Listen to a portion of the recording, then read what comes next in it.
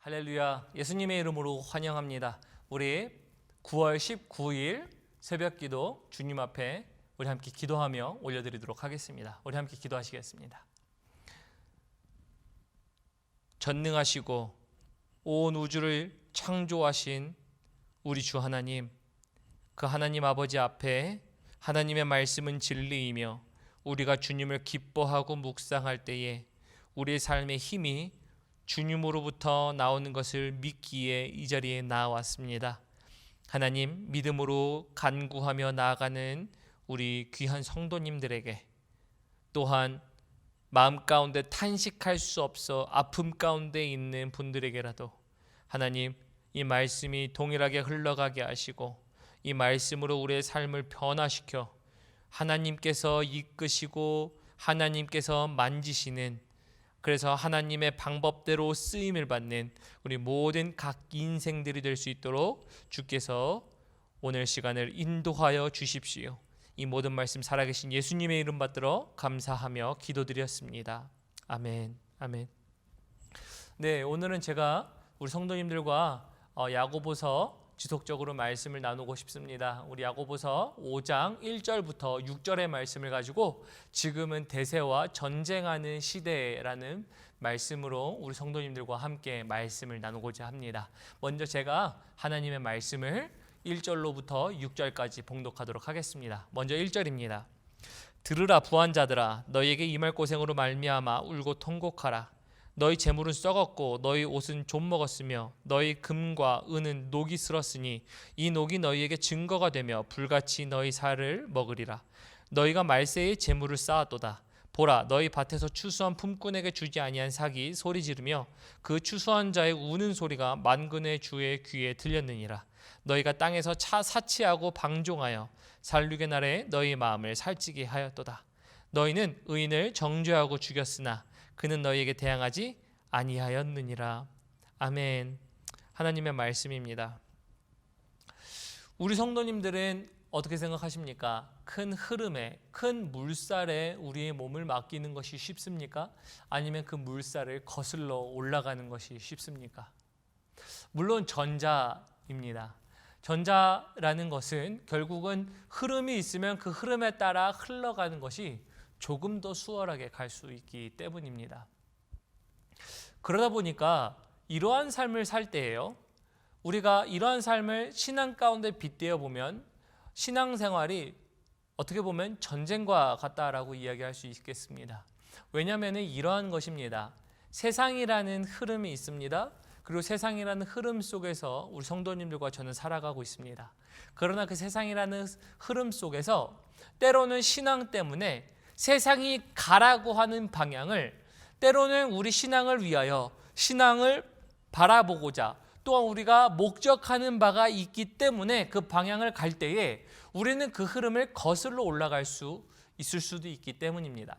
그래서 우리가 큰 세상의 흐름이라는 것 속에서 살아가는 우리를 볼 때 우리는 신앙생활을 마치 전쟁과 같은 표현으로 이야기할 수도 있습니다. 그러나 때로는 그 전쟁 속에서요, 이러한 상황이 있을 수도 있을 것 같습니다. 거센 흐름이 있지만 우리는 그 거센 흐름 속에서 우리가 현재 위치하고 있는 위치에서 떠내려가고자 않기 위하여 우리는 우리의 삶 가운데 깊은 닷을 아래로 내려 우리는 떠내려가지 않기 위한 몸부림을 칠 때도 있습니다. 그래서 이러한 것을 볼 때요, 우리는 이 우리의 삶의 신앙이 전쟁과 같다라고 할 때 우리는 굉장히 힘든 삶을 사는 것 같습니다.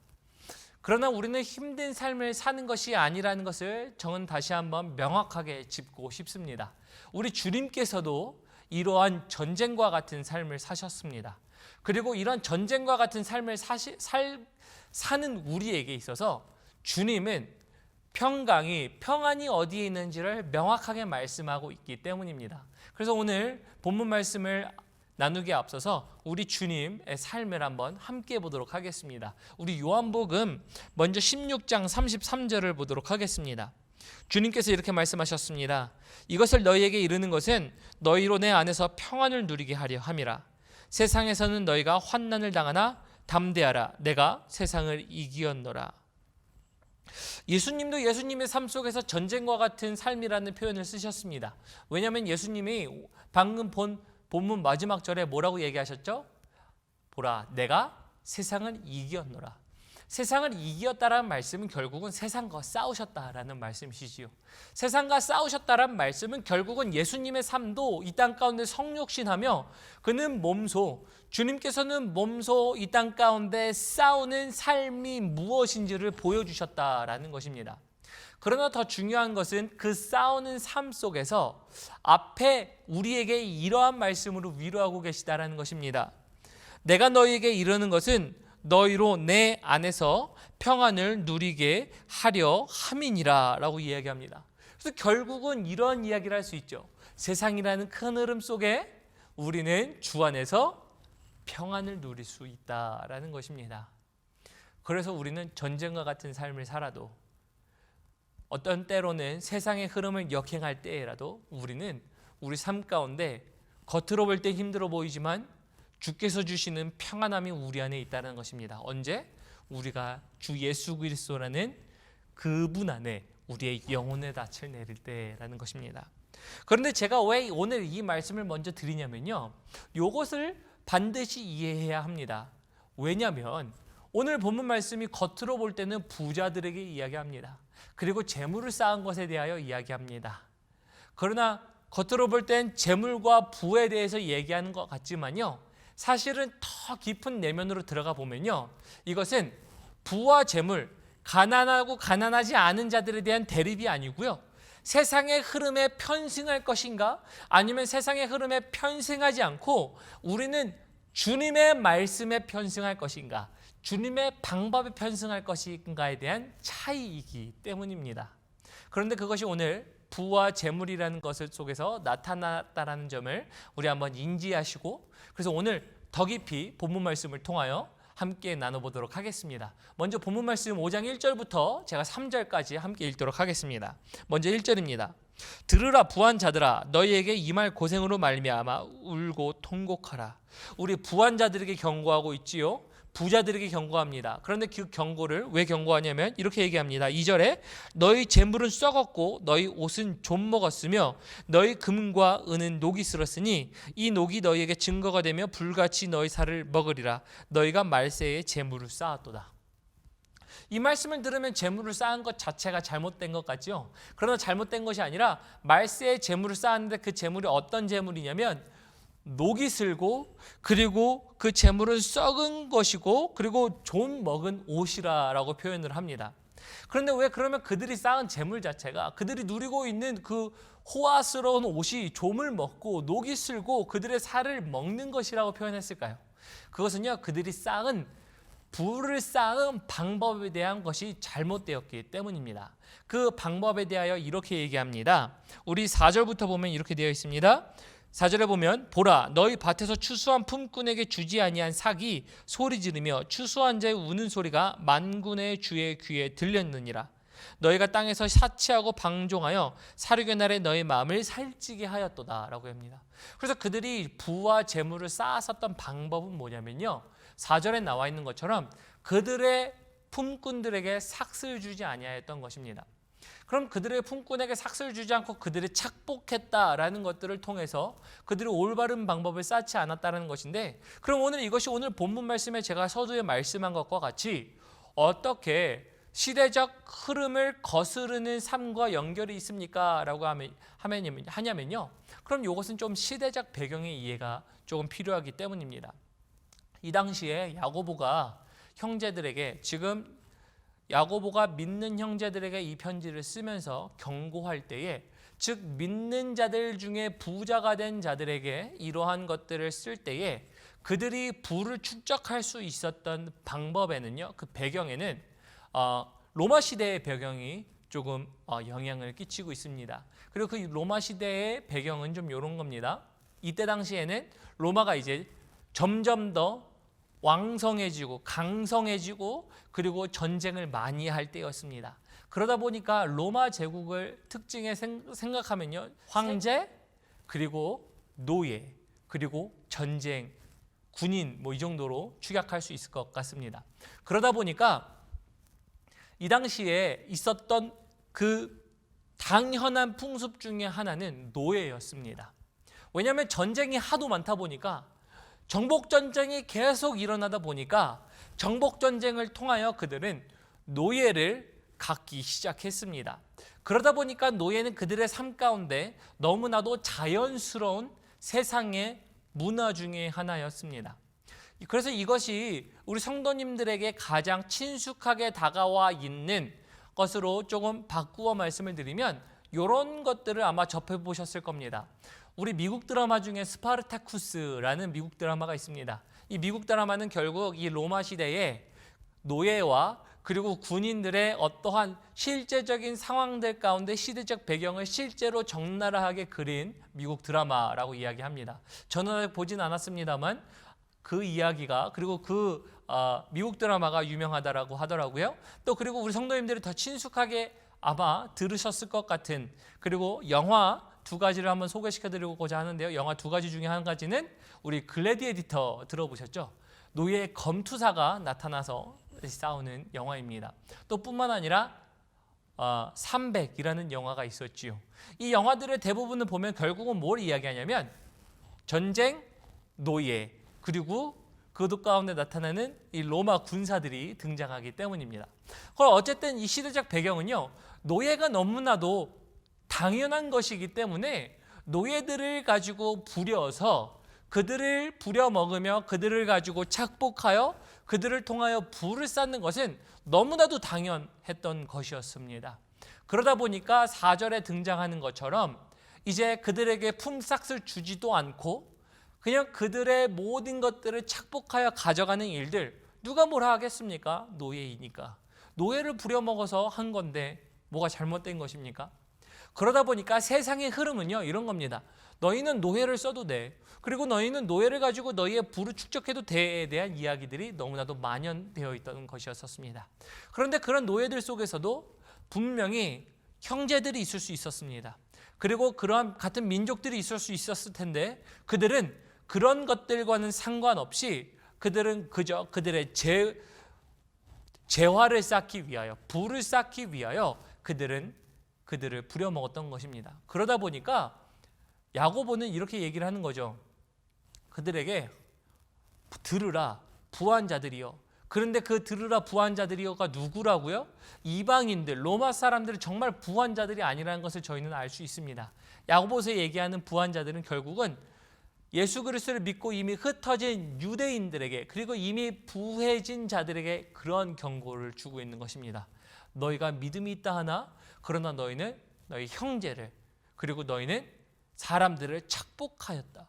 그래서 너희는 부를 잘못 쌓았다라고 얘기하는 거죠.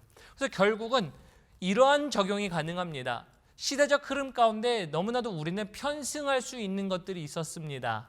특히 그 당시에는 노예라는 문화로 편승할 수 있었던 것이었죠. 그래서 그들의 부를 쌓는 것, 그래서 부를 잘못된 방법으로 쌓는 거죠. 하나님의 방법으로 볼 때는 잘못된 방법으로 쌓는 겁니다. 이것을 우리 삶 가운데 다시 한번 적용해 보면 이런 겁니다. 우리 성도님들의 삶 가운데 시대는 너무나도 당연하다라고 얘기하는 것들이 있습니다. 아 그래, 이 세대에서 그냥 다른 사람들도 다 그렇게 한다는데 너도 그렇게 한번 하면 되지. 왜 다른 사람들도 당연하다고 얘기하는데 뭐 문제될 게 있어?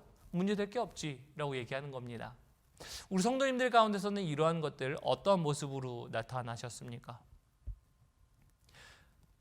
우리 삶 가운데 이러한 세대의 당연한 흐름은요, 우리에게 하나님의 말씀을 따라가고자 하는 그 사람 가운데, 삶 가운데 이것은 전쟁일 수밖에 없습니다. 왜? 세상의 흐름과 부딪히기 때문이에요. 또 이러한 흐름은요, 우리가 주 안에서 다시 한번 우리의 영혼을 닻을 내리고 주님의 말씀 가운데 있는데 우리는 세상의 당연한 기류 속에 휩쓸리게 하도록 만드는 것들이 있습니다.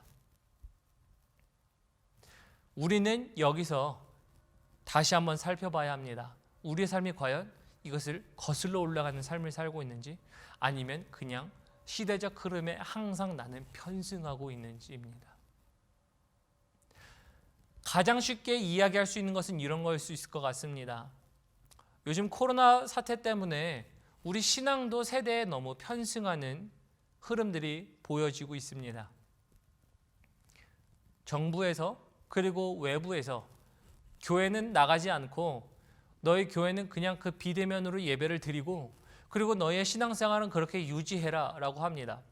그래서 우리의 삶이 너무나도 그렇게 당연스럽게 여겨지기 있는 시대에 살고 있음을 고백합니다. 그러다 보니까요, 우리의 삶이요, 물론 비대면 예배가 잘못됐다라는 얘기 아닙니다. 대면 예배가 더 좋고 우월하다, 어떤 것이 더 낫다라는 것을 이야기하고 있는 것이 아닙니다. 시대적 흐름 때문에 그렇게 살아가라라고 하는 그런 흐름들이 우리 성도님들의 삶 가운데 들어와서 이제 우리 신앙생활이 어떻게 변했죠? 신앙생활이 느슨해지고 신앙생활이 맞아, 이제 교회 안 가면 어때? 우리는 그냥 이렇게도 예배 드릴 수 있지라는 생각으로 이제 전락됩니다. 그러다 보니까 신앙생활이 어떻게 됩니까? 더 열심을 내서 합니까? 아니요. 시대적으로 보고 주변에 있는 모든 분들을 보면요, 신앙이요, 사실은 교회 다닐 때보다 오히려 다니지 않을 때로 그 뒤로 더 퇴보한 삶들을 우리는 심심치 않게 볼 수 있기 때문입니다. 그래서 그런 삶 가운데요, 우리는요, 비대면의 예배를 드릴지언정 나는 시대에 편승하지 않고 나는 그것을 거슬러 올라가겠다, 나는 그 흐름을 거스르겠다라고 하며 스스로를 채찍질하는 우리 모습이 우리 안에 있어야 할 줄을 믿습니다. 이것뿐만인가요? 우리 삶 가운데 시대에 편승하며 타협하고자 하는 마음들 너무나도 많은 영역들 속에서 나타나지 않습니까? 그러다 보니까 우리는 항상 어떻게 해야 되냐면요, 우리의 신앙생활은요, 서두에 말씀드렸지만 전쟁이라는 겁니다. 성도님들은 전쟁하셔야 됩니다. 시대적 흐름 가운데 거슬러 올라가실 줄도 아셔야 합니다. 거스르고 그것을 견디고 영혼의 닷을 주님 안에만 내릴 줄 아는 우리 성도님들이 되셔야 하기 때문입니다. 말씀을 맺겠습니다. 세상의 흐름에 편승하기는 너무나도 쉽습니다. 세상이 가라앉는 대로 가면 되기 때문입니다. 남들이 하는 거 다 나도 하면 됩니다. 하지만 신앙은 남들이 한다고 해서 나도 해야 된다는 것은 아닙니다. 남들이 해야 한다고 할 때 우리는 하나님이 하지 말라고 하실 때는 우리가 하지 않는 것, 하나님이 가증히 여기시는 것은 우리가 가증히 여길 수 있는 것, 그래서 우리 삶 가운데 멈춤이라고 할 수 있는 것이 필요한 것입니다. 그래서 오늘 본문 말씀의 제목을 다시 한번 말씀을 드리면 이런 겁니다. 우리는 시대적 흐름을 거스를 줄 아는 성도들이 되어야 하겠습니다. 그리고 우리는 과거의 선조들도 그랬듯이 우리 또한 그러한 시대에 살아가고 있음을 고백합니다. 그러므로 오늘 이 말씀을 통해서 우리는 시대적 흐름에 편승하며 우리의 삶을 살아가는 자들이 아니라, 우리의 재물을 쌓으려고 살아가는 자들이 아니라 주님의 방법대로 살아가실 수 있는 우리 귀한 성도님들의 삶이 되시길 예수님의 이름으로 축복합니다. 우리 함께 기도하겠습니다. 하나님, 고맙고 감사합니다. 주께서 우리에게 말씀하신 내용 우리가 마음 가운데 새기며 오늘 말씀 가운데 재물과 부를 쌓는 것으로 나타났지만 우리 삶 가운데 재물과 부뿐만 아니라 우리 삶 가운데 세상에 편승하지 않기를 소원합니다.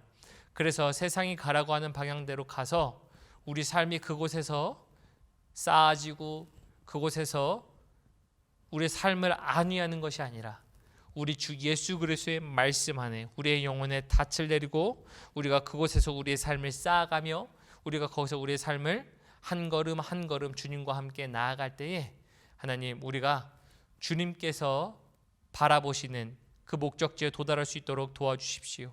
그리하여 마지막 날에 우리 어려움들이 처해오는 마지막 때에 우리는 그곳에서 온전히 견디고 서서 남을 수 있는, 그래서 모든 것들을 이기고도 남는 우리의 신앙이 될 수 있도록 주께서 인도하여 주십시오. 이 모든 말씀 살아계신 예수님의 이름 받들어 감사하며 기도드렸습니다. 아멘.